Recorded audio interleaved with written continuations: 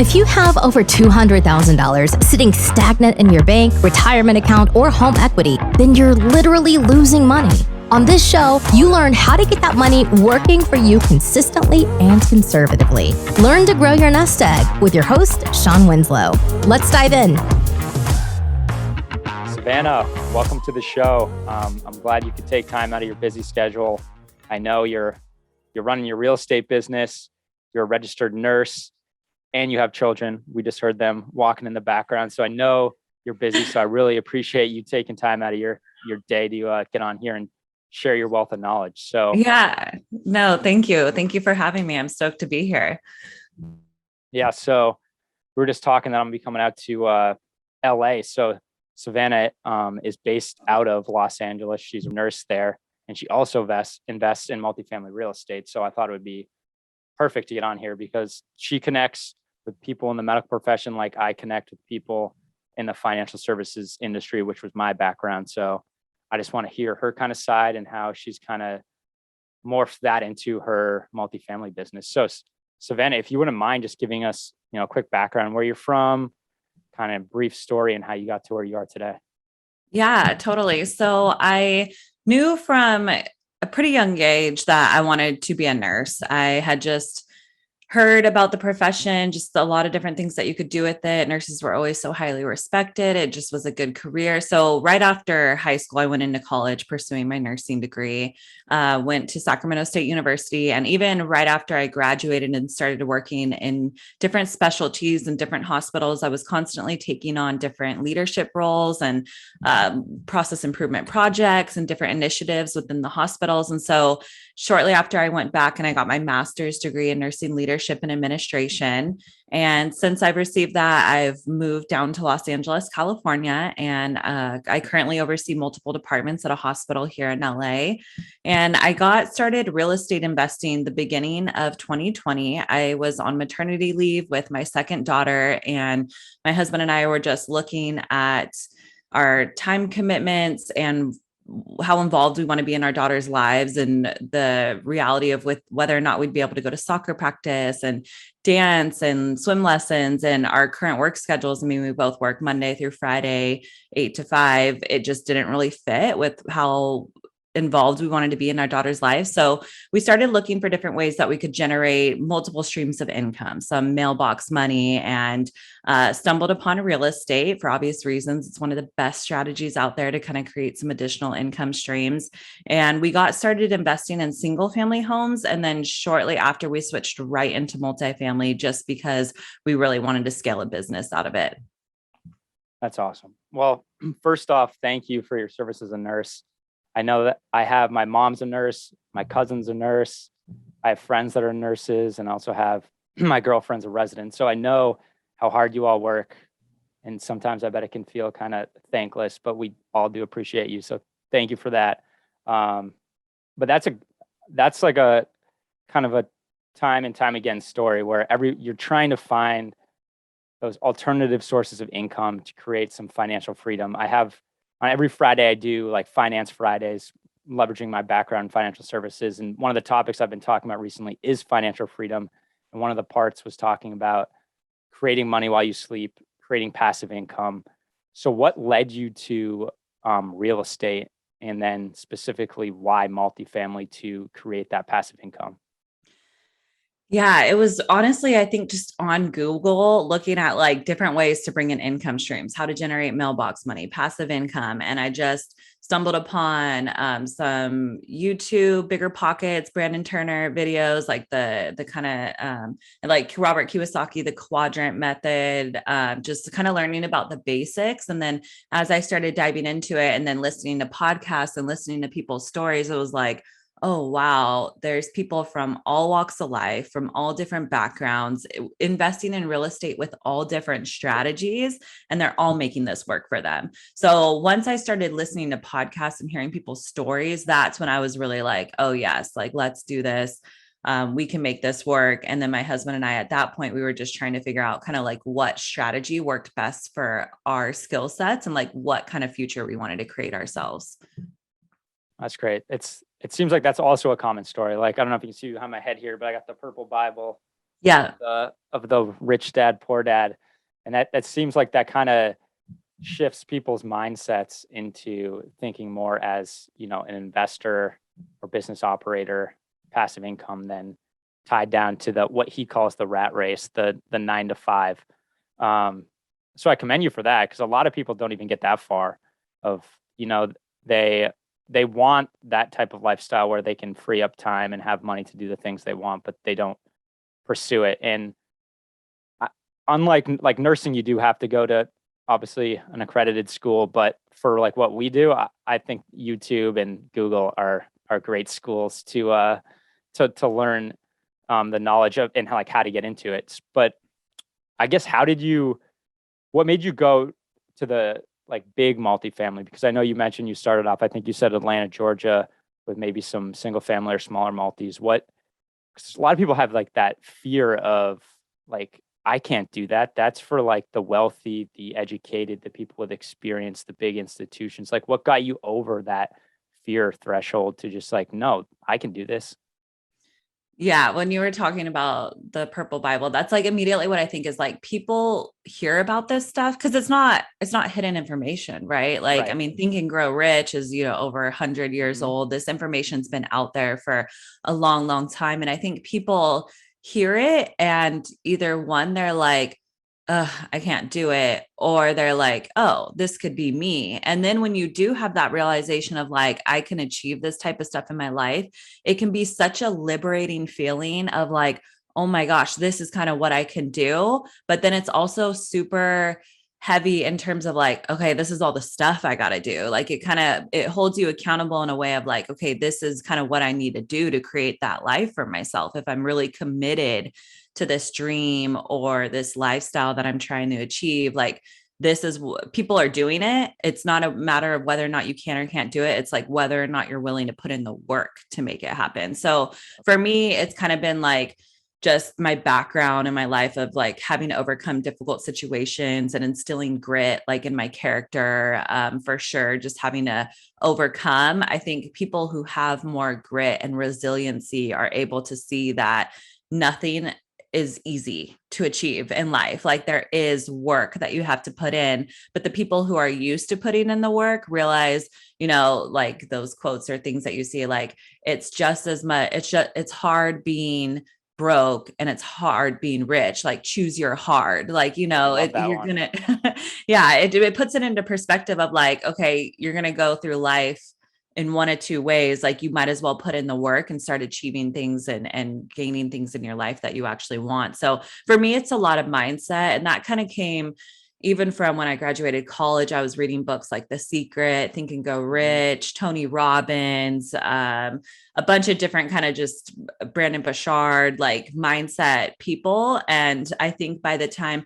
in doing all that build up, and then by the time I found real estate, it was like, oh yes, this is it. Like this is the threshold that I need to cross to achieve this. And so real estate just kind of became that path at that point, but the mindset was already there. And so when it came to like actually achieving buying multifamily deals, so for us, it was like listening to podcasts again of like, oh, people are actually buying apartment complexes. Oh, how are they doing it? Through a thing called syndication. Like I had never even heard of syndication. And then when you realize like people are pooling together their resources and their money to take down these bigger deals, get way better returns, a lot less risk. Like this is what the wealthy people are doing. It was like, oh, okay, like I get it. Now you get the whole business concept of it. And so for my husband and I, like my background in healthcare, I oversee operations at the hospital. So I'm overseeing multiple departments, different communication things, putting out fires all day, process improvement stuff. So the overall operational aspect of owning a real estate business in terms of multifamily syndication, that wasn't necessarily like unachievable. I felt like I could kind of transcribe my skill sets into that. And then my husband, he does account management for benefits a broker. So we had a lot of skill sets that we kind of transferred into the business, but at the same time, then we just had to learn. So we just had to educate ourselves, just like you're saying, through YouTube, Google. We were reading books. We signed up for a coaching mentorship program to get a coach specifically in multifamily. And that was really a big piece of like, okay, we're going to go out and raise hundreds of thousands of dollars. We're going to have family and friends invest with us. Like, we need to do this the right way. We need to make sure legally everything is sound. We need to make sure we're not putting ourselves at risks, our investors at risks. Like, there's nothing that we're going to be missing as newbies. So for us, that coaching mentorship program was key in order to get started. That's awesome. Yeah. When it comes to, raising money and deploying that money, there's a big fiduciary duty. And one, obviously you start off raising money from friends and family. So you obviously don't want to lose their money. You don't want to lose anyone's money, but it's also if you do, that could really, one, obviously it sucks that you lost someone's money, but that could hurt your career for the future. So I commend that. You want to set it up so, the first one goes right, goes smooth. And I always highlight this to people. Mentors are so important. Find someone who's doing what you want to do, what you want your life to look like, and get them as a mentor. Maybe you have to pay for it, and there's nothing wrong with that. I've done it. And I think when you pay for it, you actually have some skin in the game, right? Mm-hmm. And it's powerful. It's gotten me to where I am today.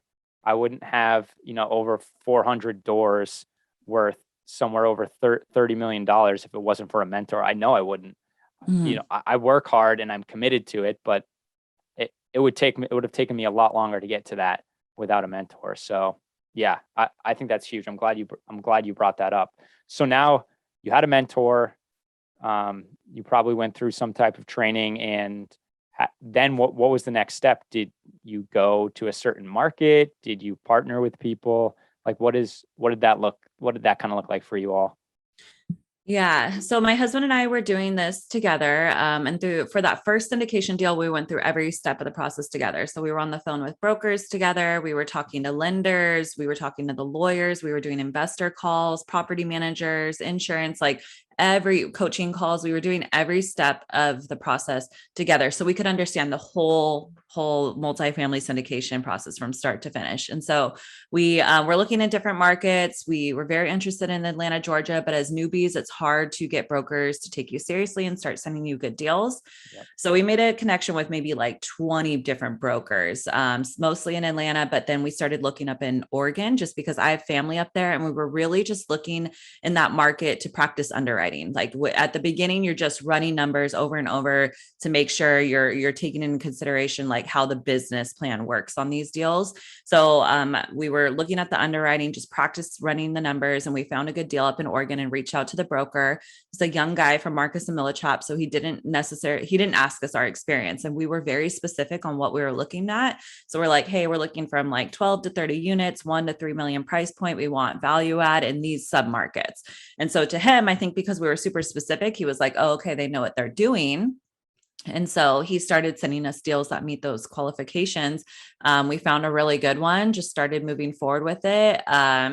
He was great in terms of like offering us resources like, oh, there's property management team. These are some lenders we work with, which is really huge to take referrals from people that you're working with, but also like do multiple interviews of those people. So he kind of helped us like build up our systems, create relationships. And then it wasn't until after we closed on that deal that we told him like, hey, cool, thanks for, getting us to the finish line of our first deal. And he was like, oh, what? That was your first one? Like I had no idea type thing. And so we ended up doing 2 more with him within a 6-month period. And now we still have a great relationship with him in terms of creating that deal flow. So yeah, I mean, it's a couple things in terms of like coming out new in the space. You have to leverage other relationships or other resources, or kind of be careful of how you dictate those relationships. I mean, it wouldn't have necessarily, not that we were trying to be dishonest in any way. We would never say we had experience that we didn't have. But when you have these initial conversations with your broker, say you don't have the experience. Okay, well, then talk up how specific you are with the deal. Talk about what you have in line to get the deal done. Hey, we already been approved with this lender. This is who we're going to be working with to get the financing done. This is the property management team that we're going to be putting in place once we get it closed. So if you start sharing with your broker, like some of your other resources and the systems that you have in place to get this deal done, then they'll take you more seriously. Yeah, I couldn't agree more. And thanks for sharing that. I think it's important when you're first getting into this that, yeah, you don't have the experience. And like you said, you're not going to lie about that, but you're going to put your best foot forward and show that you've already created this team. So then they're more comfortable with you. And they're not going to even question your experience at that point. They're like, all right, they already have this team.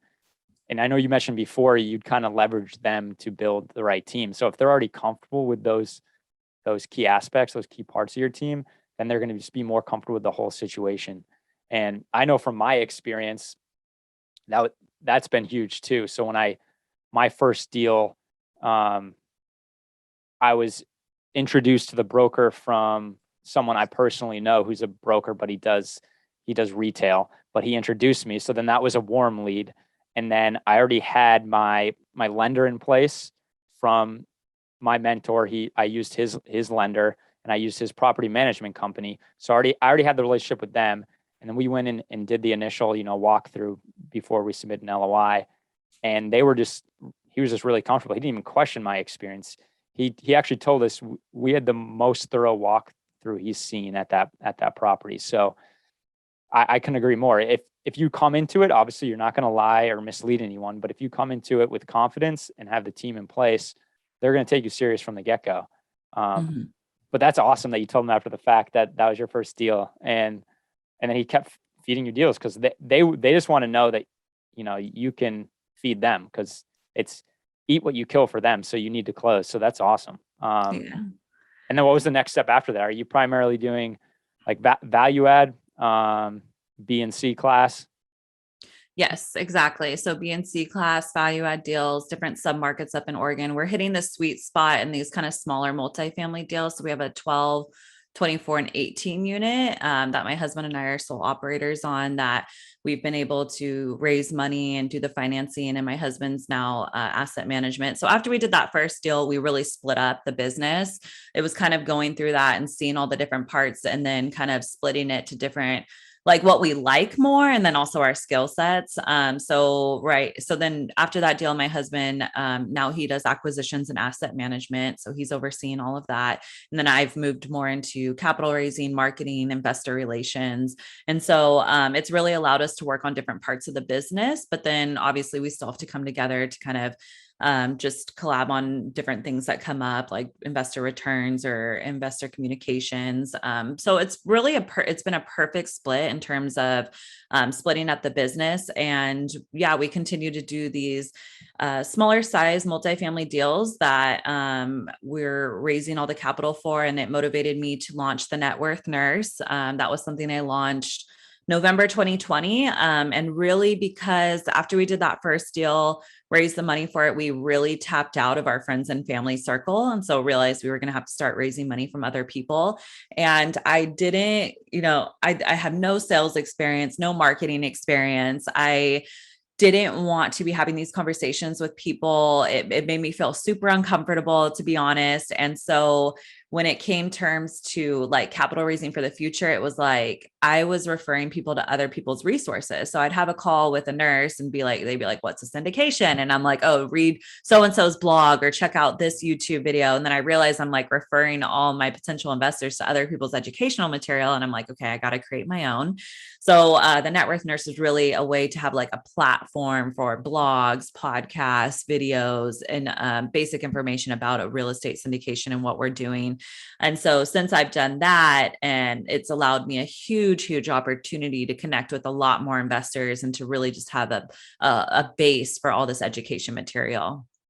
That's awesome. I was actually going to ask you that because I think like anyone, I know I ran into it. You do like a deal or two, and then you tap out your immediate network.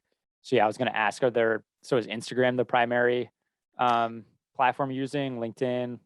So Instagram, I fall back on because that is my personal favorite. Although Likewise. I have been, I just love Instagram. I don't think it's necessarily the biggest and best way to raise money. I honestly think that Facebook and LinkedIn are a little bit better. But I have been just kind of learning and navigating. I mean, before I launched the Net Worth Nurse, to be honest, I never went on LinkedIn. I didn't have a Facebook. I did not have YouTube. So it's been a lot of learning for me in terms of kind of like how to navigate social media, what persona and presence you want to create on it, what personal brand. There's a lot that goes into different marketing strategies out there. And so I've really had to learn from the ground up. But yeah, Instagram is my favorite, but I do have all of the social media platforms. Yeah, I think that's smart. You just gotta, I think you just start off doing them all, blanket everything just to get more eyes and ears on it. And then obviously if one takes off, you might focus a little more attention there. That's awesome. So did you go to the school of YouTube and Google in terms of setting up your social media presence? Sort of. I honestly just from a user experience, I just saw what I saw, what other people were doing. And I was like, oh, okay, I like what they're doing. I like this. I like this approach. I don't like that approach. And I honestly kind of just started no need to reinvent the wheel, right? Like kind of just copying people's content of how they were educating people on things, what they're posting, what graphics looked better.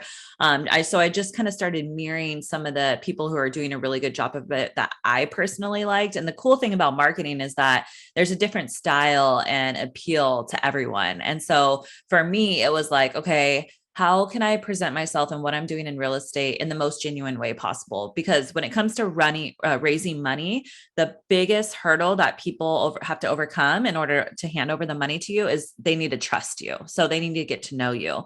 And so I did a marketing consult when I first started out because I just had no idea. And they were like, you need to get in front of a camera and you need to start doing YouTube videos. And I was like, oh, hell no, I'm not doing that. Not my thing. What other things can I do? I don't want to do that. And it was really like, you got to do this. Like you got to bite the bullet. Like this is something you got to do. And so it took a lot of practicing. It took a lot of deep breaths before coming on and recording videos. But I want to mention that because people may see me now and think, oh my God, she's so natural. It comes so easy for her. Like it definitely did not. Like my husband can tell you the amount of times I sat and practiced with him in the car while we were driving somewhere, like even podcast interviews. And now I've done like 80 something of them. So you have to start somewhere. It can be super intimidating, but a huge thing is just reaching out to people who are already doing what you want to be doing or kind of seeing what techniques and strategies are working with other people. And I mean, reach out to them. Like I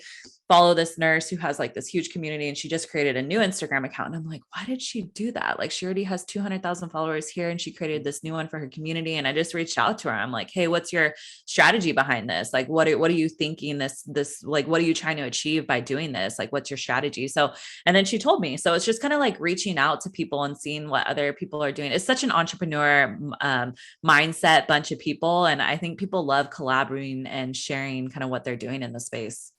100%, because you can kind of feel like alone sometimes when you're just out there creating content by yourself. So I think people love kind of like what we're doing, just getting together and talking shop. It obviously you're going to get something out of it too, but it also makes you feel like you're not so alone sometimes. And also when I started recording, oh man, I'm not saying I sound good now, but I was freaked out then. And I started off doing so I recorded a bunch of these before I launched the podcast, but then I started doing some like Facebook lives and that was way out of my comfort zone. But yeah, it's surprising the positive feedback you get. Like I thought I was like, oh, people are gonna think I'm an idiot. They're like, or they're just not gonna watch. But people like respect the hustle. They respect, what you're doing. And oftentimes we know a lot more than we give ourselves credit for. It's like you and I, like we know like all these terms, syndication, 506B, C, cap rates, all that stuff. And like to us, that's just like common vocabulary, but to a lot of people, it's not. And same goes with like financial freedom. Some people don't even really know what that term means or what passive income is. So I think a lot of times we don't give ourselves the credit that we actually do know something and we can be of value to other people. So I commend you for, getting out of your comfort zone and sharing that with other people. And that's what I'm trying to do. So that's awesome. So what's the next step for you and your husband in terms of growing your business? Is it just to focus on that market you're currently in? Is it, go to other markets, still stay within multifamily? What's next for you all? Yeah, we love multifamily. Our deals that we have now are just doing so amazing. We're getting great returns for our investors. So we want to keep doing deals, and we have investors that want to repeat invest and referrals. And so we're getting up kind of our capital base in terms of being able to do more deals. So we're definitely open to like potential partnerships with people, like strategic partnerships in different markets that we're looking at. We're putting out offers still with that same broker we did our first deal with. So we put out an offer for a 20 unit last week that we're waiting on. We just need to get more financials for it. So continuing to, underwrite deals. My husband's looking. I do investor calls. So I have capital raised that needs to be deployed for sure. Although for me, my main focus right now is building the net worth nurse. I'm super excited about what we're doing with it, creating a community of nurses, just sharing and educating nurses on financial freedom, passive income, not necessarily multifamily syndications, although that is like, my thing. We're just really trying to educate nurses on like basic financial stuff. And it's just been so eye-opening to connect with nurses and other healthcare professionals since I've launched the Net Worth Nurse. And some of them are about it. Like they know like how to do this type of stuff. And a lot of them, like I'll be on Facebook groups or different forums and communities that I'm a part of. And nurses are like, I don't know anything, like teach me, like, how can I learn about this? Like, where are you getting educated? And so it really motivated me to kind of create a community for nurses based around finances. So I recently joined teams with 2 other nurses, and we're going to rebrand the Net Worth Nurse into Net Worth Nurse. And we're going to do a big launch and create some courses and coaching and just a big community. So I have been super busy doing that. But the goal for that is just, continue to use that and leverage the relationships and the people wanting to invest passively in deals to continue doing the multifamily deals as well. That's awesome. So before I forget, like, where can they find the Net Worth Nurse, soon to be Net Worth Nurse? Where you've mentioned Instagram. Is there a website, YouTube? Yes. So all social media handles. So the Net Worth Nurse under Instagram, Facebook, LinkedIn, and YouTube. My website's the Net Worth Nurse. The rebrand will be moving it into networthnurse.com. So that'll slowly transition over the next couple months. I'm still trying to snag that URL from someone, but there's a lot that goes into kind of claiming those handles. So I got all of them claimed but one, and the URL. Nice. So that That's impressive. Like there's some that I want, like solely my name. Like I can't, luckily I got the URL for my name, but I can't get the Instagram handle. But it's crazy. Sometimes I just buy URLs because I think of something like, oh, maybe in the future I'll need it. Well, you don't happen to own Net Worth Nurse, do you? I don't, unfortunately. But I wouldn't charge you anything if I did. No, but that's awesome. And yeah, that's the biggest thing I'm working on right now is the personal brand, creating a presence just to give value. Cause I think like the whole giver's gain thing is important in life. And Yes. that's like one of my whys is to like just give back. So I feel like there's no better feeling than being able to like, give back and help someone. And we're here on this earth, and I feel like we should do that and make it a better place. And I think what we're doing is doing that, because when people have time and money to do the things they want, that means they have the time and money to give back and make the world a better place. Like just you and I can't do that, but if we have thousands and millions of people that are able to do that, I just think that it'll be a better place. So I commend you for that. And giver's gain, it's always going to come back. Not that that's why we're doing it, but that's just kind of how the world works. There's one question I like to ask, and I know you've kind of hit on it a little bit already, but why multifamily specifically for a passive income source and just as an investment? And how has it changed your life? And how do you see it changing your life even more in the future? Yes. So multifamily for a passive investment source. So far in my real estate investment career, I'm more active. So I'm very careful about when I use the word passive, because obviously that's the end goal. But right now I'm very, very active in the space. So, in terms of the passive investment strategy, which is what I talk to investors about all day long, it is such an amazing strategy out there. It's so powerful. The value add multifamily syndication business strategy of buying a mismanaged apartment complex. There's so many of them out there that are just poorly managed. The expenses are out of control. The rents aren't up to level. Like, it's just not, it's this little business that's just has the potential to generate so much income, but the current owners just aren't managing it well to get there. And so it's just this huge opportunity for us to come in and buy these apartment complexes, take care of those expenses, start repairing some of the old maintenance items, make it a better community for these tenants to live in, and then increase the rents. Now we're just creating huge returns for our investors. So the overall business strategy, when you look at it, it's pretty straightforward. There's so much margin of growth in it, and it's a lot less risk than a lot of other strategies out there. So in multifamily, we have single family deals. If our tenant moves out, we're not collecting rent for that month. We're not paying the mortgage. Multifamily, because there's so many tenants and the way that the expenses work, I mean, you're not hit as hard when there is turnover or vacancy, or a tenant moves out for whatever reason, or they're not paying rent for whatever reason. Like, there's more buffer in that. So the risk is very minimal, especially when compared to other investment strategies out there.